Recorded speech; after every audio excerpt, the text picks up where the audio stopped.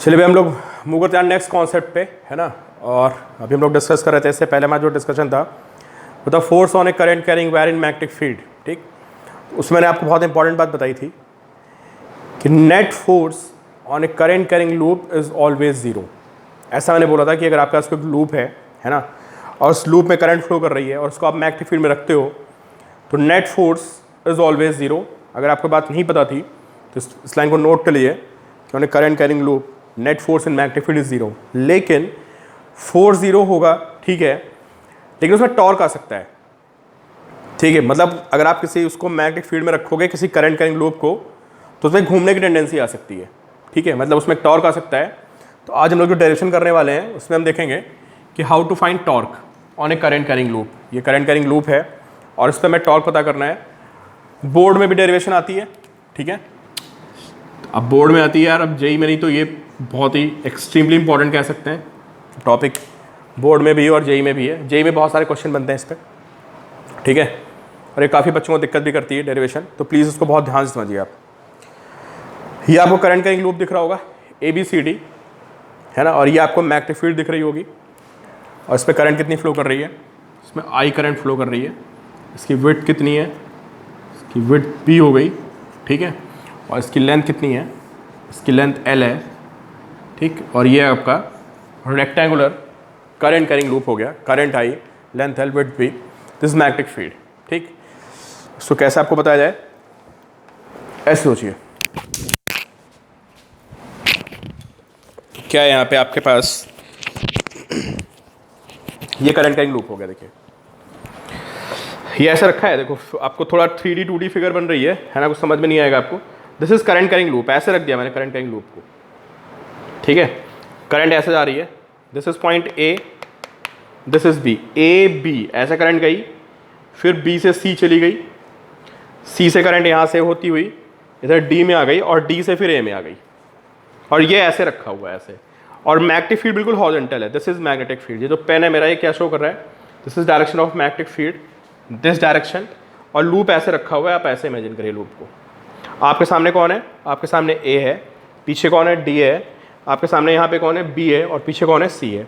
This is magnetic field and this is current carrying loop, ऐसे रखा हुआ है, ठीक है। ये मैंने इसका साइड व्यू बनाया, देखिए ये तो ऐसे बना हुआ है, ठीक है, दिस इज साइड व्यू। आपको क्या दिख रहा है बताओ, आपको A दिख रहा है, दिस A, और आपको सामने क्या दिख रहा है, आपको सामने B दिख रहा है, C थोड़ा पीछे है, ये आपको दिख नहीं रहा है ना, और ना ही आपको D दिख रहा है, ये भी थोड़ा पीछे है। आपको जो सामने नजर आ रहा है वो आपको क्या दिख रहा है, this A and this B, तो वही मैंने A और B को बना रखा है यहाँ पे। हालांकि यार D भी होगा बट D पीछे होगा, जिसको आप 2D में देख नहीं पाएंगे। दिस पॉइंट ये D, ये 2D में इसको बना नहीं सकते इनसाइड, और C पॉइंट भी अंदर है, तो आपको सोच लेना है कि C पॉइंट अंदर है, ठीक है। करंट A से B में नीचे आ रही है ऐसे करंट, ठीक। अब फोर्सेस देखते हैं सबसे पहले, है ना, कितने वायर हैं यहाँ पे, टोटल 4 वायर है ना, A B C D। तो पहले हम देखते हैं forces on AB and CD। ये ABCD मैंने इसलिए बोल दिया क्योंकि ये फोर्सेज आपस में कैंसिल हो जाती हैं। Forces on AB and CD, ठीक है, इसको निकालते नहीं है, ऐसे चेक करके देख लेते हैं, ठीक है। देखो ये है, तो दिस इज AB, आपको दिख रहा है, this is AB, current A से B की तरफ आ रही है, तो this is direction of current, and this is B, this is direction of current. तो जहां पे करंट होती है वो आपका L वेक्टर होता है, this is L, this direction is L, ठीक है। तो देखो भाई क्या होगा, ये L नीचे की तरफ हो गया, this is L and this is B। तो देखिए आप L क्रॉस B करेंगे, this is L and B, तो L क्रॉस B बाहर की तरफ आएगा। मैं AB वायर पे फोर्स की बात कर रहा हूं, किस पे बात कर रहा हूं मैं, AB वायर पे। दिस इज वायर AB जो आप सामने से देख रहे हो, this is length, this is magnetic field, so this is L cross B, force is outward, ठीक है। तो आप लिखेंगे कि force on AB is outside page, आपका पेज होगा तो आप लिखेंगे आउटसाइड पेज। अब CD की बात करते हैं, व्हाट अबाउट CD। अगर मैं CD को ऐसे दिखा दूं, है ना, हालांकि आपको डायरेक्शन नहीं दिखाना, सीधे लिख देना है, तो AB में करंट ऐसे आ रही, तो CD में करंट ऐसे जा रही, नहीं देखो पीछे, ये C से D में करंट ऐसे जा रही है, तो AB में करंट ऐसे आई है, CD इसके पीछे होगा, उसमें करंट ऐसे होगी, ठीक है, दिस इज बी। तो अब मैं अगर एल क्रॉस बी करता हूं तो देखो क्या आएगा, जहां पे करंट होती है वो एल होता है, तो this is L and this is B. ठीक है, देखिए एल की तरफ मैंने फिंगर्स को रखा और बी घुमाया, एल क्रॉस बी, थंब अंदर जा रहा है। ठीक है, तो force on A B is outside page and force on B C, not B C, force on C D is inside page. ठीक है, and they will be equal and opposite. ठीक, they will be equal and opposite. तो निकाल देखना I B L sine theta होता है यार, समझे। यहाँ पे एंगल कितना बन रहा है बताओ। अच्छा, जितना एंगल यहाँ पे बनेगा, मान लो यहाँ पे कुछ एंगल बन रहा है, मैं इसको अल्फा लिख देता हूँ समझाने के लिए आपको। If this angle is alpha, this angle will be 180 minus alpha. नहीं, अगर ये एंगल अल्फा है तो this angle will be 180 minus alpha. फॉर्मूले में आता है I B L sine theta, और आपको पता होना चाहिए कि sine alpha is equal to sine 180 minus alpha. तो जो फोर्स सी डी पे आएगा वही फोर्स ए बी पे आएगा। ये हमें प्रूफ नहीं करना है, आप लिख दोगे आपका काम चल जाएगा, जैसे आपको पता हो कि वाई फोर्स इज इक्वल। ठीक है, तो ये एंगल अल्फा होगा तो this will be 180 minus alpha, और sine alpha and sine 180 minus alpha are same. तो ये हमारे कैंसिल कर गए, तो net force inside page and they are equal and opposite, and they are equal and opposite. समझ लेना भाई, ये रट के काम नहीं चलेगा इसका, समझे, वहां अटक जाओगे बोर्ड में। They are equal and opposite, therefore net force will be zero. इन पे तो फोर्स हो गया जीरो, खत्म। ठीक है, इन दोनों पे मिला के फोर्स कितना आ गया, जीरो आ गया। और ये कोई टॉर्क वॉर्क नहीं प्रोवाइड कर रहे हैं, देख रहे हो आप। ठीक है, इस पे फोर्स कहाँ आया था, क्या आपको लगता है दोनों फोर्स टॉर्क प्रोवाइड करेंगे बताओ यार। इस पे फोर्स आया था बाहर की तरफ ऐसे, समझे, इस पे फोर्स ऐसा लगता है इसको, इस पे फोर्स बाहर आया था इधर, और इस पे फोर्स अंदर आया था। तो अगर फोर्स ऐसे लग रहा हो, अंदर लग रहा है, कोई टॉर्क आएगा, कोई टॉर्क नहीं आएगा। तो टॉर्क पता कहाँ से आएगा, जो हमारा A D and B C बचा है। अब हम देखते हैं forces on A D and B सी।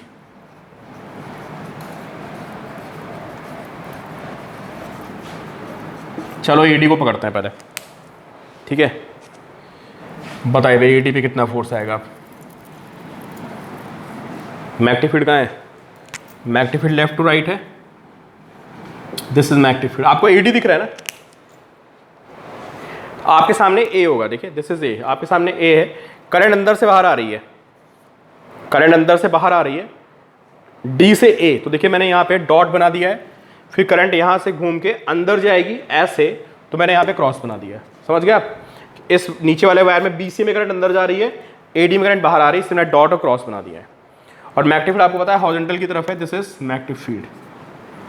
ठीक है, तो बताओ भाई इस पर किधर फोर्स आएगा, एफ बी आई। देखो फ्लेमिंग्स लेफ्ट हैंड रूल लगा सकते हैं, this is B, this current is outside board and this thumb is in upward direction. देख लीजिए फ्लेमिंग्स लेफ्ट हैंड रूल से, this is B, this is I, this is F, so force is in upward direction F. तो force on A D अगर मैं आपसे पूछूं तो कितना आएगा बताइए आप, कितना आएगा भाई, आई, ठीक है, इंटू बी इंटू एल होता है, इसकी लेंथ यहाँ पे स्मॉल बी है, and sine theta. What about theta, theta कितना होगा फिर देखो भाई, थीटा कितना होगा, थीटा आपको दिख ही रहा है यार, length is outside, this length is outside and this is magnetic field. तो आप देखिए यहाँ पे एंगल 90 है, okay, so this is sine 90 which is I B B and upward. Similarly अगर मैं BC पे फोर्स निकालूंगा, है ना, तो फोर्स ऑन BC जो आएगा वहां भी देख लो आप, दिस इज L, L अंदर की तरफ है, दिस इज B, एंगल 90 है, तो force will be I B B sine 90। And what about direction, तो B कहाँ है, B रहा ये, और करंट अंदर की तरफ है, थंब नीचे जाएगा। आप करके देखिए कॉपी में, प्रैक्टिस कर लेना यार, समझे, थंब देखना आपका डाउनवर्ड जाएगा लेफ्ट हैंड रूल के अकॉर्डिंग, अभी मैंने बना रखा है, कॉपी करिए आप। ठीक है, तो this force in downward direction. चलो भाई फोर्स मैंने वैल्यू लिख दी, और आपको साफ साफ दिख रहा होगा कि एक फोर्स इस पे ऊपर आ रहा है, एक फोर्स नीचे आया, दोनों पकड़ के इसको घुमा देंगे। ठीक है, तो आई बी बी फोर्स की वैल्यू आ गई। टॉर्क आपको याद है क्या होता है?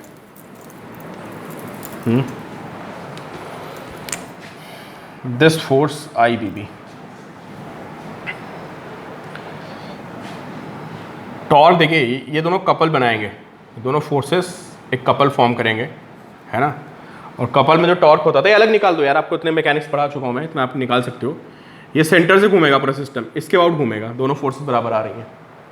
ठीक है, तो चाहे तो आप इस फोर्स का ये डिस्टेंस से मल्टीप्लाई कर देना। ये सब नहीं बताऊंगा मैं ऐसा क्यों ले रहा हूँ। ठीक है, this is force, this is line of action of force and this is centre, तो ये डिस्टेंस लेके मल्टीप्लाई कर देना, उसको ट्वाइस कर देना, यही काम करते हैं। ठीक है, या एनसीईआरटी वगैरह में ऐसा लिखा होता है कि torque is equal to force into distance between forces. ये फॉर्मूला कब लगता है? ये फॉर्मूला तब लगता है जब वहां पे कपल फॉर्म हो रहा था, और कपल का मतलब होता है दो इक्वल अपोजिट फोर्सेस, दो इक्वल एंड अपोजिट फोर्सेस अगर वो टॉर्क बना रहे हैं तो कपल बोलते हैं। एक लाइन में पास करेंगे तो कपल नहीं बनेगा, समझे, वो कैंसिल कर जाएगा, लेकिन थोड़ा डिस्प्लेस है ऐसे तो दे फॉर्म ए कपल। तो torque is equal to force into distance between forces. इसको मोमेंट ऑफ कपल भी बोलते हैं। ठीक है, मोमेंट का मतलब टॉर्क ही होता है। तो what is force? Force is I B B, है ना। अब मुझे डिस्टेंस निकालनी है, ये इसकी लाइन ऑफ एक्शन हो गई, ये इसकी लाइन ऑफ एक्शन हो गई, मुझे ये डिस्टेंस फाइंड करनी है। ये डिस्टेंस कितनी बताइए? This distance is L. अब वापस आते हैं, देखो यार यहाँ पे थीटा बना रखा है मैंने, समझे। अब थीटा का थोड़ा यहाँ पे लफड़ा होता है, इसको ढंग से समझना।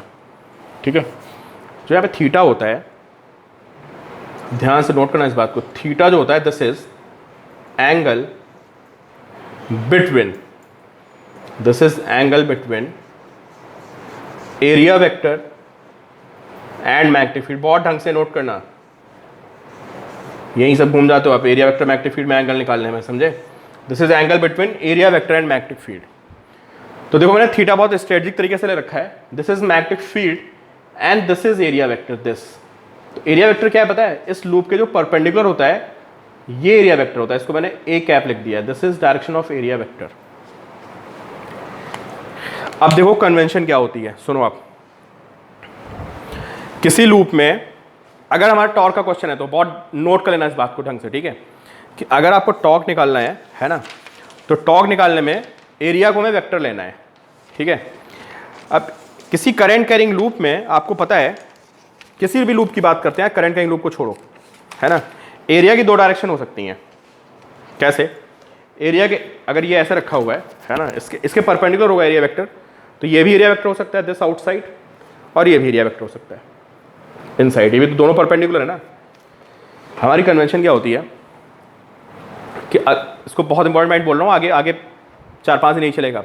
Area vector area vector area vector, rule ही होता है कि मैं राइट हैंड की फिंगर्स को, we have to colour fingers along the direction of flow of current in a loop.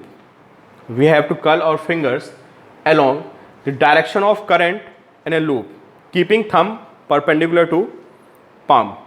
The thumb gives direction of area vector. तो किसी loop में एरिया वेक्टर निकालने के लिए हमें अपनी राइट हैंड की फिंगर्स को घुमाना होगा ऐसे, और थंब क्या बताएगा? उस लूप का एरिया वेक्टर बताएगा। ठीक है, तो अब देखो आप थोड़ा फील करिए, ऐसे ऐसे जा रहा था, ऐसे घूम रहा था, ऐसे फिंगर्स को घुमाऊंगा तो ऐसे बाहर आएगा। ठीक है, थोड़ा फिगर थोड़ा 2D 3D में है। 2D ये मतलब ये हमारी 3D फिगर है, इसको हमने 2D में ड्रॉ कर रखा है। ठीक है, तो देखिए ऐसे अगर फिंगर्स को घुमाओगे तो this will B area vector. मैं आपको इसमें समझा देता हूँ।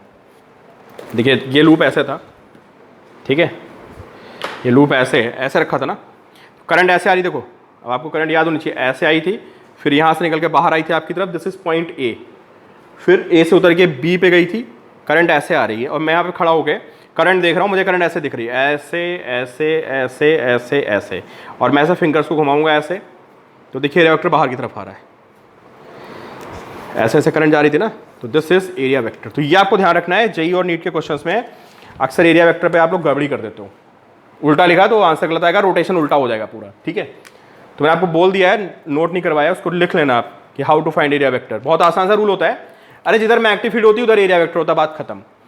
ऐसे लिख लो, अगर आप भूलते हो तो लिखिए कि area vector and magnetic field of a loop are parallel. ठीक है, किसी लूप में मैग्नेटिक फील्ड निकालना याद है?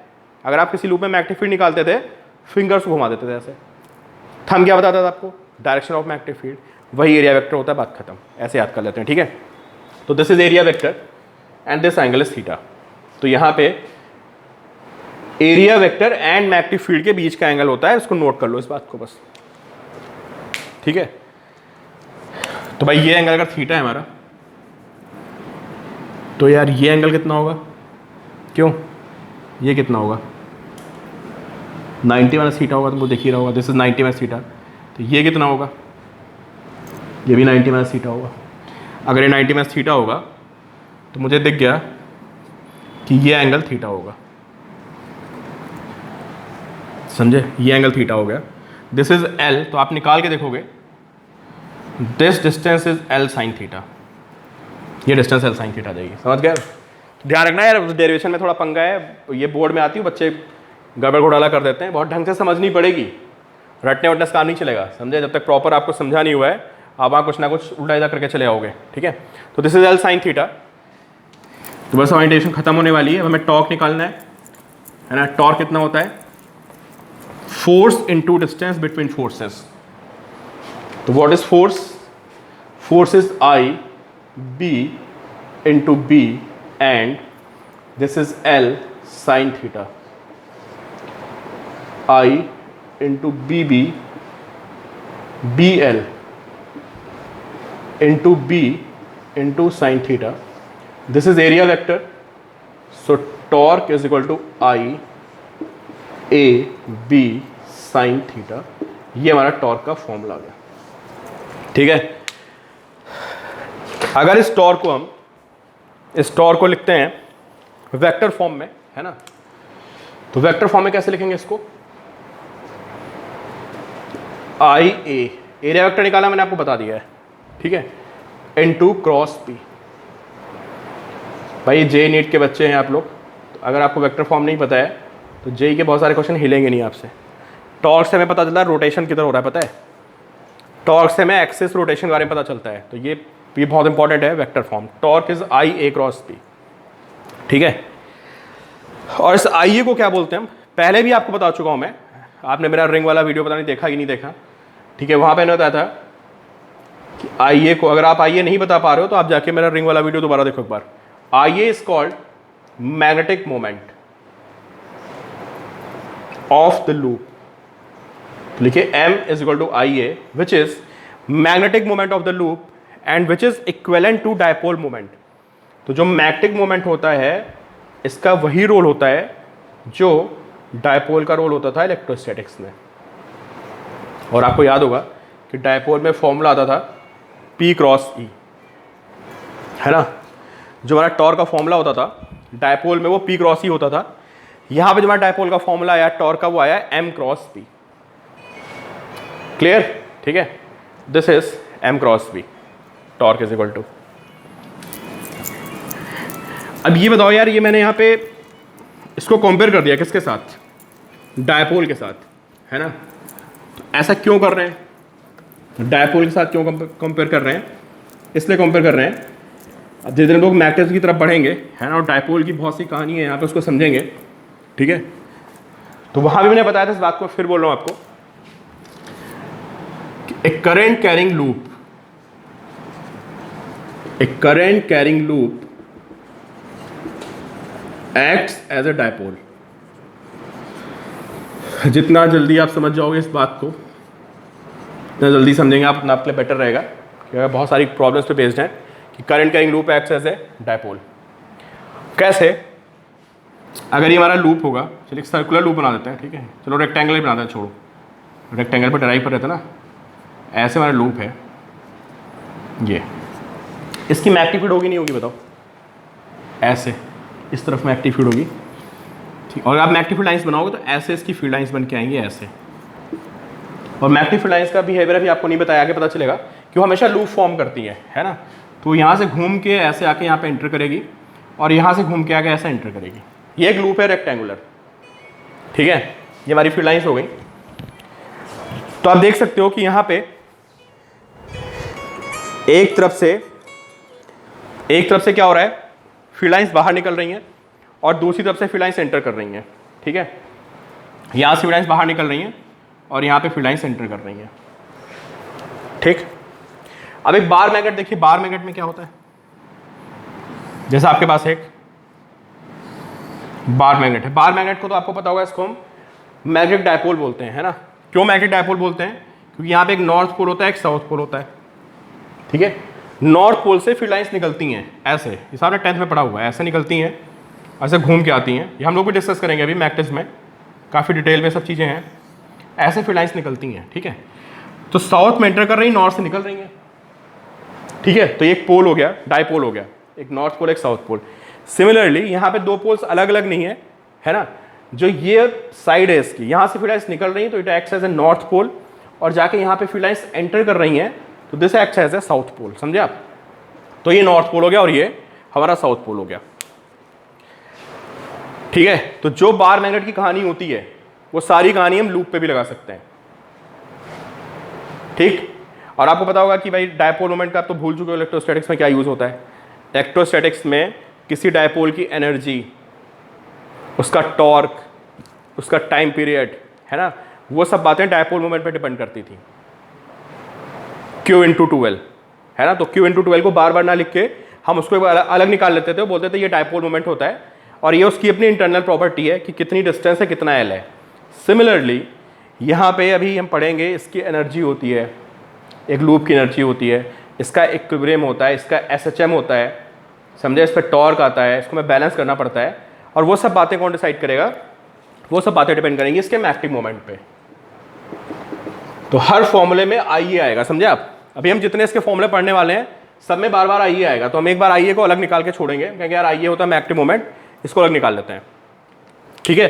तो जो रोल डायपोल मोमेंट का इलेक्ट्रोस्टैटिक्स में होता है वही रोल मैग्नेटिक मोमेंट का यहाँ पे होता है, आइए, ठीक है। तो क्या हमने सीखा कि torque is IA cross B या torque is M cross B, ठीक है। और हर लूप एक मैग्नेटिक डायपोल है जिसमें एक नॉर्थ पोल होता है और एक साउथ पोल होता है, ठीक है।